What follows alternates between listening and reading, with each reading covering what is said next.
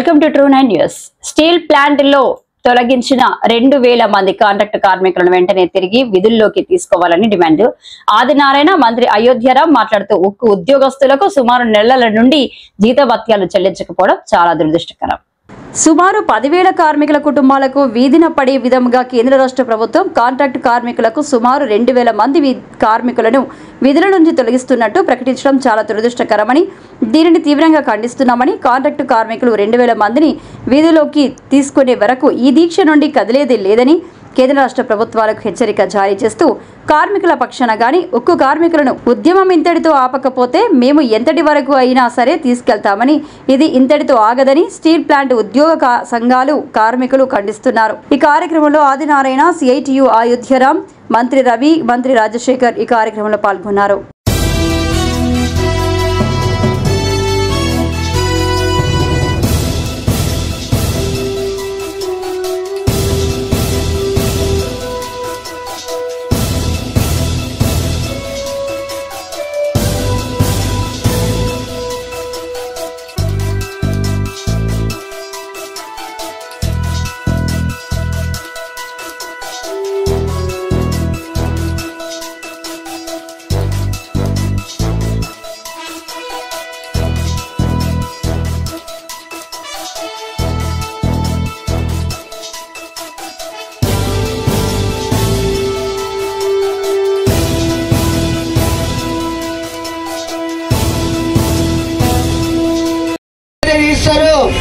గతంలో కూడా మేనేజ్మెంట్ ప్రయత్నం చేసింది కదా, మీకు తెలుసు కదా.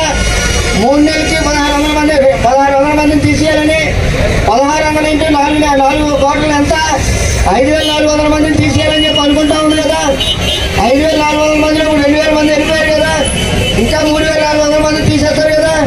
మరి ఈ రోజు సమస్య సక్సెస్ 3,400 మంది వెళ్ళిపోవాల్సిన పరిస్థితి వస్తుంది. కాబట్టి మనం ఏం చేయాలని ఈరోజు ఆలోచన చేయాలి.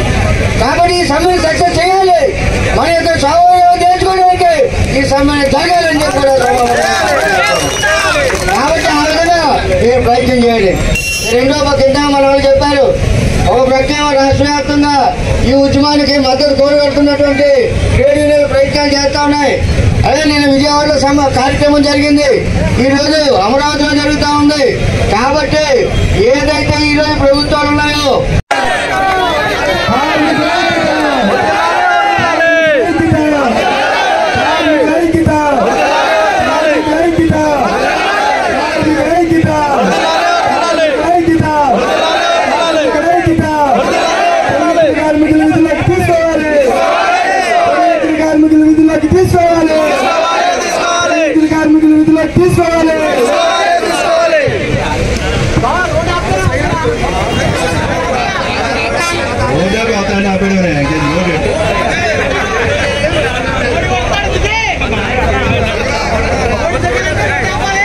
చిన్న వాళ్ళు అప్పటికి ఆయనే ఉండరు. నిర్మాణ దశలో అనేకమైన కష్ట నష్టాలు పెట్టారు. కాంట్రాక్టర్ మారితే వర్కర్ను మార్చేసే పరిస్థితి ఉండేది. ఆనాడు వరకు కొన్ని కార్మిక సంఘాలు కూడా బయట పెద్దగా పట్టించుకోని పరిస్థితి. ఎప్పుడైతే మెయింటెనెన్స్ ఏర్పాటు అయిందో ఆనాడు నుంచి కూడా ఖచ్చితంగా యాజమాన్యం ఒత్తిడి తీసుకొచ్చి కాంట్రాక్టర్ మారినా వర్కర్ మారకూడదని చెప్పి నినాదాన్ని ప్రవేశపెట్టి ఈరోజు విశాఖపట్నం స్టీల్ ప్లాంట్లో కార్మిక వర్గానికి రక్షణ కల్పించింది ఇక్కడ ఉన్న కార్మిక సంఘాలన్నీ. అలాగే మనం ఎప్పుడైతే విశాఖపట్నం స్టీల్ ప్లాంట్లో కార్మిక వర్గాన్ని రక్షణ కల్పించామో మిగతా కంపెనీల్లో కూడా చేయడానికి కూడా ఖచ్చితంగా నిలబడతాం. నేను షర్మిల గారు వచ్చారు, అలాగే సిపిఎం నాయకులు రాష్ట్ర కార్యదర్శి శ్రీనివాసరావు గారు 3 రోజుల నుంచి కూడా గంటకి కూడా ఇక్కడ డెవలప్మెంట్స్ మీద మాట్లాడుతూ ఉన్నారు. అలాగే సిపిఐ నాయకులు రామకృష్ణ గారు మాట్లాడుతున్నారు. వామపక్షాల యొక్క మద్దతు మనకుంది, వామపక్ష పార్టీల యొక్క మద్దతు, అలాగే కార్మిక వర్గం తరఫున మనం చేసేటువంటి పోరాటం, మన పోరాట కమిటీ, అన్ని యూనియన్ల యొక్క పోరాట కమిటీ ఇక్కడ ఉంది.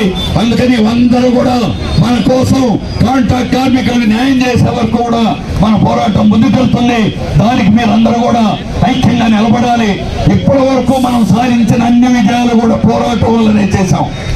మీకు అందరికీ ఉద్యోగాలు నిలబెడతాం, అలాగే నిర్వాసాలందరికీ ఉద్యోగాలు ఇస్తాం అని చెప్పినటువంటి వాళ్ళు ఈరోజు మొగ్గులు చాటేశారు. ఎందుకు వేశారు? దేనికోసం వేశారు?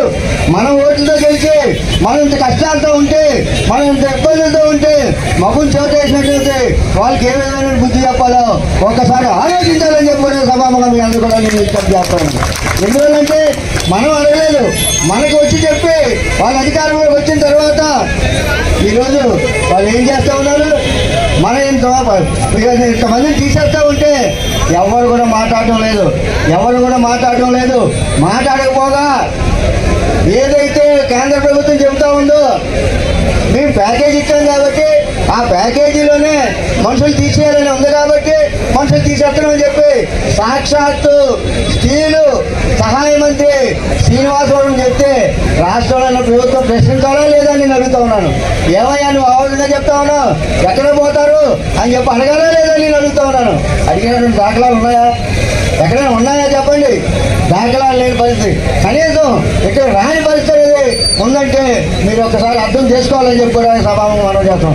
కాబట్టి వీళ్ళందరికీ కూడా మురమానం చెప్పాల్సినటువంటి అవసరం ఉందని చెప్పి కూడా మీ అందరికీ విజ్ఞప్తి చేస్తున్నాను. ఇంకో పెద్ద మనిషి ఉన్నాడు, ఎవరో పవన్ కళ్యాణ్ గారు కూడా ఆఫ్ చేశారు. మరి అదే విధంగా అటువంటి టైంలో ఏదైతే జిల్లా ఎంప్లాయ్మెంట్ ద్వారా మన కోకవన్లో జాయిన్ అవ్వడం జరిగింది, వాళ్ళని కూడా ఆఫ్ చేయడం జరిగింది. ఇది ఎంత దుర్మార్గమైనటువంటి చర్య! ఇది 18 సంవత్సరాలు 19 సంవత్సరాల వయసులో మీకు రిక్రూట్మెంట్ చేసి ఉద్యోగం వస్తుందని ఆస్తో ఉన్నటువంటి వాడికి 35 సంవత్సరాల తర్వాత ఉద్యోగం తీసేస్తే అది ఎక్కడైనా ఉద్యోగం దొరుకుతుందా? కాబట్టి మిత్రులా ఒక్కసారి ఆలోచన చేయండి. ఈవేళ లోపలికి వెళ్ళిపోయినాడు ఎవడో కూడా పర్మనెంట్ అయిపోడు, బయట ఉండిపోయినాడు ఎవరిది ఉద్యోగం కూడా పోదు. తాడో పేడో తెచ్చుకోవడానికే సిద్ధంగా ఉన్నాం. ఎందుకంటే కాంట్రాక్ట్ లేబర్ 300 రూపాయల కోసం 15 రోజులు సమ్మె చేసి, తర్వాత 2500 కోసం 3 రోజులు సమ్మె చేసి ఈ యాజమాన్యం మెడలు వంచి ఏదైతే చట్టాలు ఉన్నాయో చట్టాలు అమలు పరిచినటువంటి కార్మిక సంఘాలు ఇవాళ స్టీల్ ప్లాంట్ లో ఉన్నాయి. కాబట్టి ఒకసారి గ్రహించండి. మన తోట నుండి ఎవరైనా ఉంటే రేపటి నుండి పూర్తి స్థాయిలో ఏదైతే అఖిలపక్ష యూనియన్స్ పిలుపునిస్తాయో పిలుపుకి అందరూ కూడా కట్టుబడి ఈ యొక్క కార్యక్రమాన్ని జయప్రదం చేస్తారని చెప్పి ఈ సందర్భంగా తెలియజేసుకుంటూ ఈ అవకాశం ఇచ్చిన మిత్రులకు ధన్యవాదాలు తెలియపరుస్తా ఉన్నాను. పర్మనెంట్ ఎంప్లాయీస్ చేస్తున్న పని కూడా చాలా మంది కాంట్రాక్టర్ పని చేస్తూ పొద్దున డ్యూటీకి వెళ్ళిన తర్వాత ఇంటికి వెళ్ళమో అని చెప్పి దుర్భర పరిస్థితుల్లో మనం పని చేస్తుంటే ఆ పని చేసే కార్మిక వర్గానికి సరైన జీతాలు ఇవ్వకుండా, సరైన జీతభత్యాలు ఇవ్వకుండా దాన్ని ఎగ్గొట్టే కార్యక్రమం చేస్తున్నా సరే ఈ కంపెనీ ప్రైవేట్గా నిర్ణయం చేశాక దీన్ని కాపాడుకోవాలని మనం ప్రయత్నం చేస్తుంటే ఆఖరికి నిలబడ్డానికి ఉద్యోగం కూడా తీసేస్తారంటే చూస్తూ ఊరుకుంటామా అని ఆలోచించండి. అందరూ కూడా ఉన్నటువంటి ఉద్యోగాలకి అసలు పెడితే ఇంకే వస్తాయి. కొత్త ఉద్యోగాలు ఇస్తామని చెప్పేటట్టుగా అందరూ ప్రభుత్వాలు ప్రకటిస్తున్నాయి. కొత్త ఉద్యోగాలు మన దేవుడు అడుగు, ఉన్నటువంటి ఉద్యోగాలు తీసేస్తుంటే అంటే సమ్మె రోజు రోజుకి కూడా ఉధృతం అవుతుందని దీన్ని బట్టి మనకు అర్థమవుతూ ఉంది. కాబట్టి మీరు ఇటువంటి మేమాంసంలో పడవద్దని చెప్పి మీ అందరూ కూడా మొట్టమొదటిగా నేను విజ్ఞప్తి చేస్తా ఉన్నాను. అప్పుడు కూడా ఏ యూనియన్ నుండైనా వెళ్తే ఆ యూనియన్ నాయకులు పట్టుకుంటే ఆ యూనియన్ ద్వారా మనం అందరినీ వెనక్కి రప్పించే ఏర్పాట్లు అనేవి చేయండి. అంతేగాని వాళ్ళు వెళ్ళిపోతున్నారు కాబట్టి మేము వెళ్ళిపోతామని అనుకుంటే మాత్రం నష్టపోయేది మీరే అని చెప్పి నేను చెప్పదలుచుకున్నాను. ఎందువల్ల నష్టపోతాడంటే ఈరోజు కూడా మేకపోతే క్యాంపెయిన్ యాజమాన్యం జరుగుతూ ఉంది. ఒక ప్రక్కేమో పోలీసు వాళ్ళని ప్రతి డిపార్ట్మెంట్కి పెట్టి ఒక 20 మంది పోలీసులు పెట్టి డిపార్ట్మెంట్ని అక్కడ భయభ్రాంతులు గురి చేసే ప్రయత్నాలు అనేవి చేస్తూ ఉన్నారు. అయినా సరే మన కార్మికులు ఎవరో భయపడకుండా అందరూ కూడా సమ్మెలో పాల్గొనడం అనేది జరుగుతూ ఉంది. అలాగే రెండో వైపు ఏంటంటే మీ లిస్టులు ఇవ్వండి, లిస్ట్ ఇస్తే తీసేస్తామని చెప్తున్నారు. మీకు ఒకటి గుర్తు తెచ్చుకోండి, 93లో ఒక సమ్మె జరుగుతూ ఉంటే 600 మంది ట్రైనీస్కి ఊస్టింగ్ ఆర్డర్లు ఇచ్చారు. మీరు ఒక్కసారి గుర్తు తెచ్చుకోండి. మన వెంట్రుక మొక్కైనా పేరుకెళ్ళగానే ఆ రోజు మేనేజ్మెంట్ అడుగుతా ఉన్నాను. కాబట్టి ఈరోజు కూడా అటువంటి పరిస్థితి లేదు. మనం అంతా ఐక్యమత్యంగా ఉంటే, ఐక్యతతో ఉంటే తప్పకుండా మనం విజయం సాధిస్తామని చెప్పి సభాముఖంగా నేను మనవి చేస్తా ఉన్నాను. అయితే అదే సమయంలో మనం మీద భయభ్రాంతులు చేసేదానికి కొంతమందిని ఈ యొక్క సమ్మెలో దూర్చి వాళ్ళు వెళ్ళిపోతున్నాడు, వీళ్ళు వెళ్ళిపోతున్నాడు, అక్కడ ఇది జరిగిపోతుంది, ఎక్కడ ఇది జరిగిపోతుందని చెప్పి మనకి కొన్ని ఇవి చేసి ఆ విధంగా మన ఉద్యమాన్ని దెబ్బకొట్టడానికి ప్రయత్నాలు అనేవి చేస్తారు. ఆ ప్రయత్నాల కూడా మీరు అప్రమత్తంగా ఉండాల్సిందిగా కూడా మీ అందరికీ కూడా నేను విజ్ఞప్తి చేస్తా ఉన్నాను. కాబట్టి ఇప్పుడు మీరు తేల్చుకోవాల్సింది ఏంటి? ఇప్పటికే 1500 మందినో 2000 మందినో ఇంటికి పంపించారు. వాళ్ళు కూడా రమ్మని చెప్పండి. ఎందువల్లంటే మీకు రేపు ఉద్యోగాలు తీయడానికి అవకాశం ఉండదు, వాళ్ళకి ఉద్యోగాలు కల్పించడానికి అవకాశం వస్తుంది. కాబట్టి వాళ్ళు కూడా ఈ సమ్మెలోకి తీసుకొచ్చేదానికి మనం ఏరియాలోనే ఉంటారు కాబట్టి వాళ్ళు కూడా ఈ సమ్మెలోకి రాబట్టే పద్ధతిలో మనం ప్రయత్నం చేయాలని చెప్పి కూడా ఈ సభాముఖంగా మనం చేస్తాను. చేస్తారా లేదా? చేస్తారా లేదా? అలాగే సమ్మె సక్సెస్ అయ్యే వరకు మనం నిలబడతామా లేదా? చావలేదో తెలుసుకుందామా లేదా? అప్పుడే మనం విజయం సాధిస్తాం. అంటే ఈ సీఎంలు కానీ డైరెక్టర్లు కానీ ఎవరు కూడా ఫ్యాక్టరీలోకి వచ్చేవాళ్ళు కాదన్నమాట, ఫ్యాక్టరీలో పనిచేసేవాళ్ళు కాదు.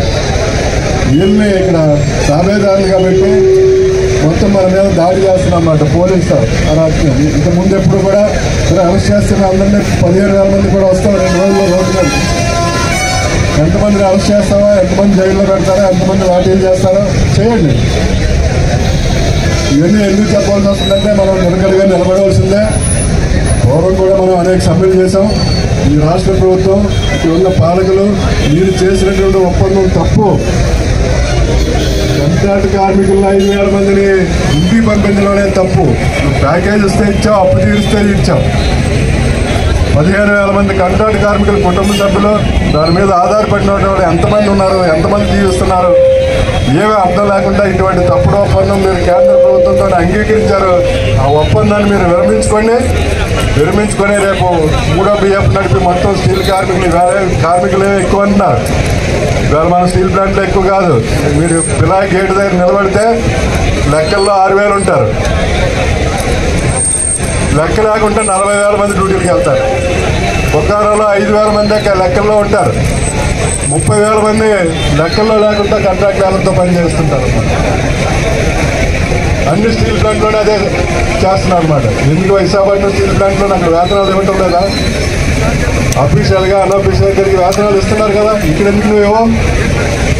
అందుకని ఏ పద్ధతి లేకుండా 3 months నోటీస్ అవసరం లేదు. రిమైనింగ్ సర్వీస్కి ఏదైతే ఉందో డబ్బులు ఇవ్వాలని లేదు, GST లేదు, పెన్షన్ లేదు, ఏమి సెక్యూర్ లేకుండాను ఇన్ని వేల కోట్ల రూపాయల లాభాలు సంపాదించినటువంటి ఈ పరిశ్రమని దేశానికి మంచి సంపద సమకూర్చినటువంటి మనలందరినీ కూడా ఇంటికి పంపిస్తున్నారు. దీన్ని సహించేది లేదు. వారం రోజులు 10 రోజులు అంటే మేము తేల్చుకుంటాం. ఉంటే 15,000 మందిని నువ్వు మూసే వెళ్ళిపో. ముగిన వరకు సాధ్యం కాదు. ఇవాళ ఇందాక చెప్పారు కదా, రాష్ట్ర వ్యాప్తంగా ఇవాళ కూడా అమరావతిలో పెద్ద సమావేశం జరుగుతుంది. అన్ని స్టీల్ ప్లాంట్లో నిలబెడుతున్నారు. ఇక్కడ రాష్ట్రంలోని అవసరమైతే మన వెనక విద్యార్థులు, ప్రజా సంఘాలు మొత్తం రోడ్ల మీదకి వచ్చే 4-5 రోజుల్లో వస్తారు. దానికని మనం మనోజాయినంతోనే ఉన్న కార్మికులు ఎవరైనా సరే వెళ్తే ఆగిపోమని చెప్పండి. ఆగిపోయి మనం కష్టమైనా నష్టమైనా సరే 15 రోజుల పాటు 10 రోజుల పాటు మనం ఆ కష్టాన్ని ఎదుర్కొంటే వచ్చే ఫలితాలు వచ్చే ఈ ప్రభుత్వం యొక్క దిగిరావడానికి మన